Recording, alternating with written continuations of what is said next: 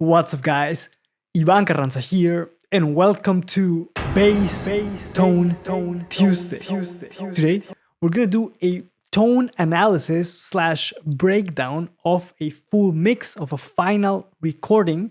And for this, we're gonna use the latest release of my band Ush Makers called Lockdown Lover.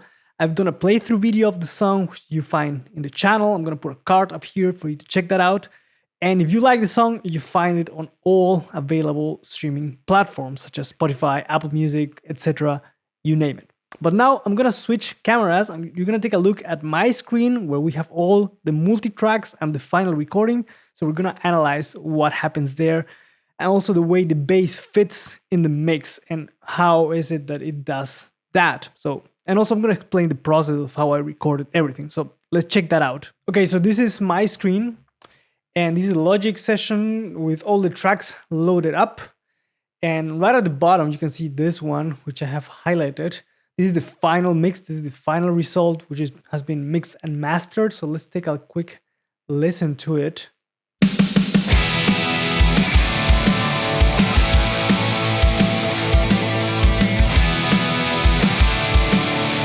classic rock and roll song, right?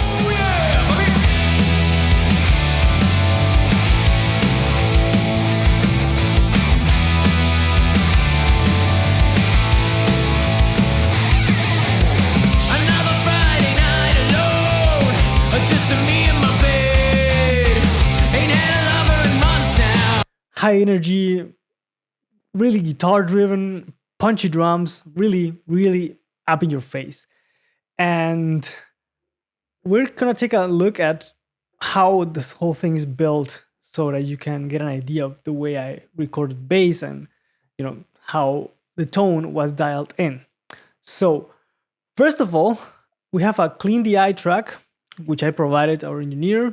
I have an Ampeg drive track, an Ampeg crunch track, and a parallax track. So the bass DI is my Noble DI, which is here, recorded flat. There's nothing in there.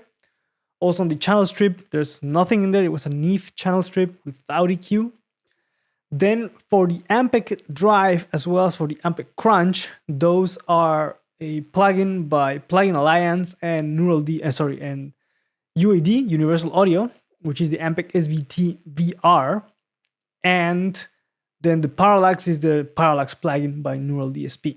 So let's take a listen to the clean raw DI first. And this is how the bass starts in the song.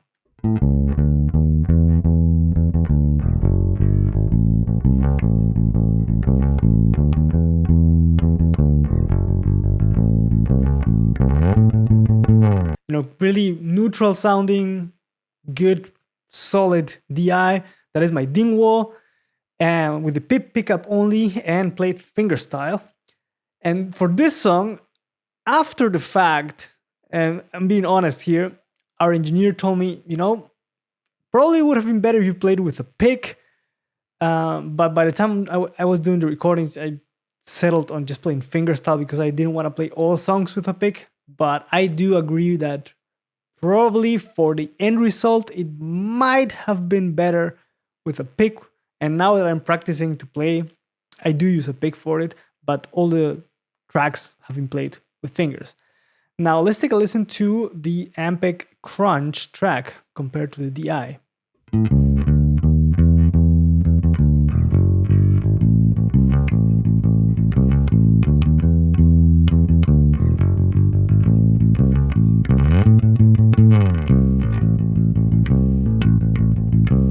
Get a bit more grit, getting more character.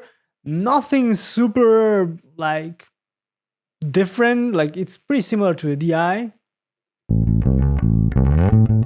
A bit more scoop, more low end on the amp track.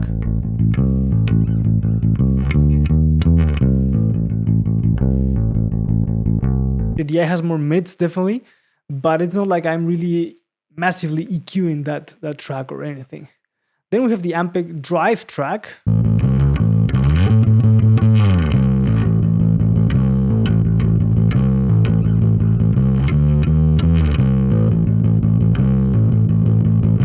you can clearly hear some distortion here. I'm really cranking that gain, and it reflects back on the sound. It's not super aggressive. You know, the drive is not like really piercing or anything, but there is some distortion going on there, definitely. And then finally, the parallax.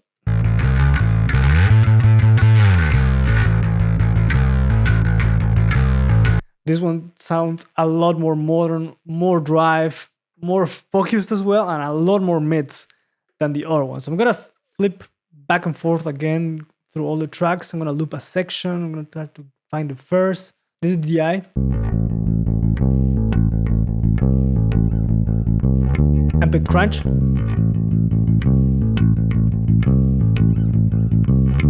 Drive.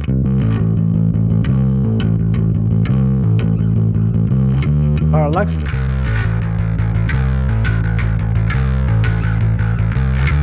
There's a clear difference between those tracks. So those are the tracks that I provided our engineer with, and then he worked his magic, and this is the final result.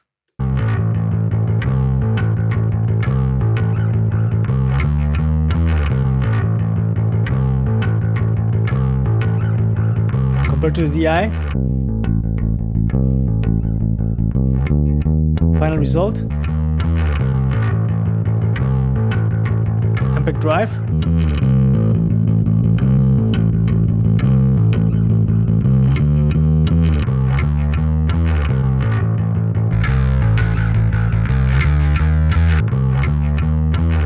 So I'm not exactly sure what he did, but from the experience, I assume that he did the following. I think he grabbed either my clean DI just for the lows, and I think if my ears don't trick me, I think he used the parallax for the top end, or he used the Ampeg drive and then he placed a plugin of or by Nembrini Audio, which is this one, the PSA 1000 Junior, which is a replica or an emulation of the Sansamp or Tech 21 PSA unit, which is great. I've done a video on this as well. Amazing unit, sounds really good. I can really recommend this plugin, and I'm not affiliated with the company. It's a really good sounding plugin. But now let's hear how the bass blends with the other instrument, because that's I think is really important factor when dialing in your sound. So I'm gonna grab the drums and we're gonna stack tracks on top of each other, mix one and out, and do something like that. So we're gonna loop the chorus and then hear how the instruments stack up on top of each other and how they blend in the mix as well. We're gonna start with the final mix first. I'm getting through to no one. I'm losing all of my hands on. I like a rogue machine gun pointing at you. I'm fully loaded and ready to blow. So that's the chorus. Now let's go to the drums only.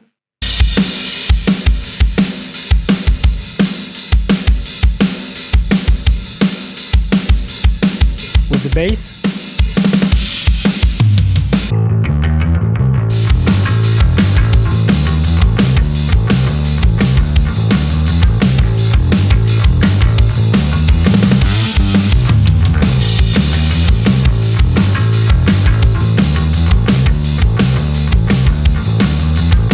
Guitars.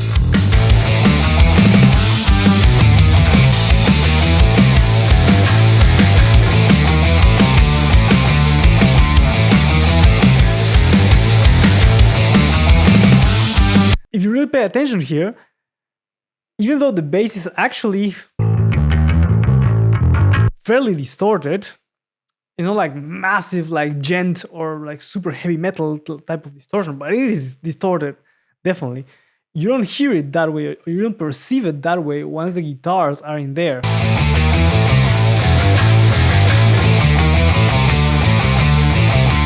When you put the drums,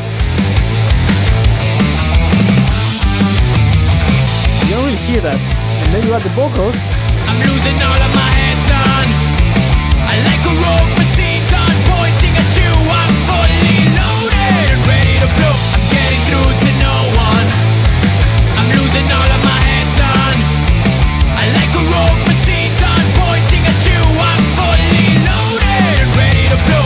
So this shows that you can definitely add drive to your bass, probably more than what you are or you might be doing, and you're not gonna notice it as such in a final mix, which is also a reason why if you listen to a lot of recordings, and especially old recordings that use real amps, and you listen to the bass, it's fairly distorted most of the time. And that distortion helps to make the bass blend with the drums and the guitar, as you heard. Because if I do this, drums, I'm gonna drive the clean DI. I'm gonna have to apply some compression probably to the bass, but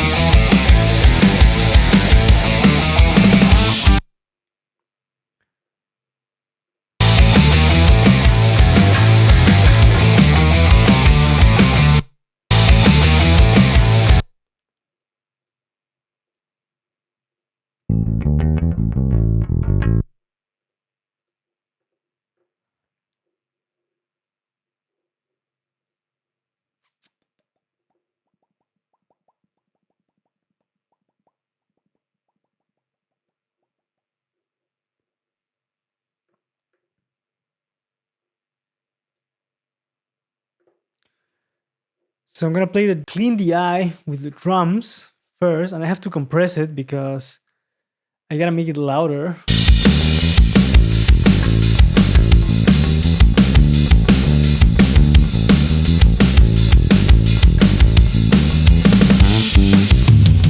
Now, the bass and guitars.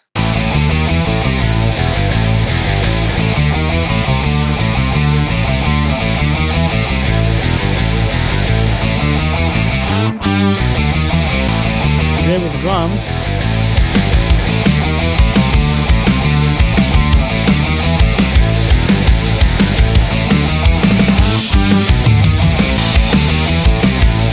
I put the final bass there.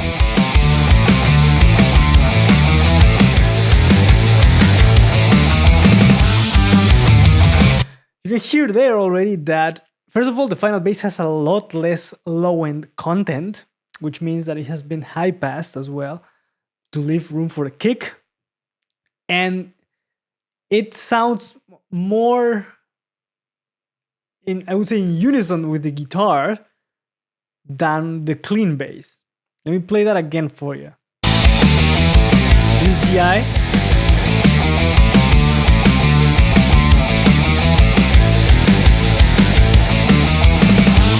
Now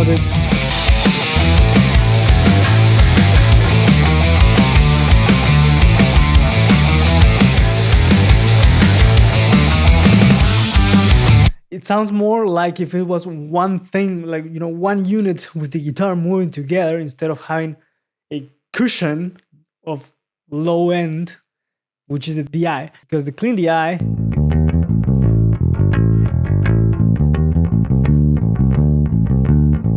compared to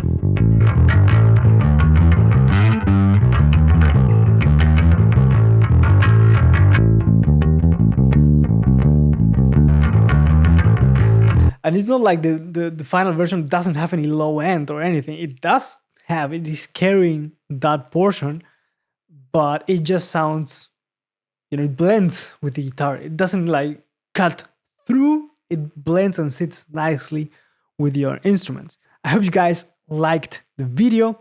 Let me know what you think in the comments. And also, don't forget to subscribe, hit the notification bell to stay up to date with the content that's coming to the channel. As always, thank you guys for watching. Let me know what you think in the comments, and I'll catch you guys on the next one. Take care.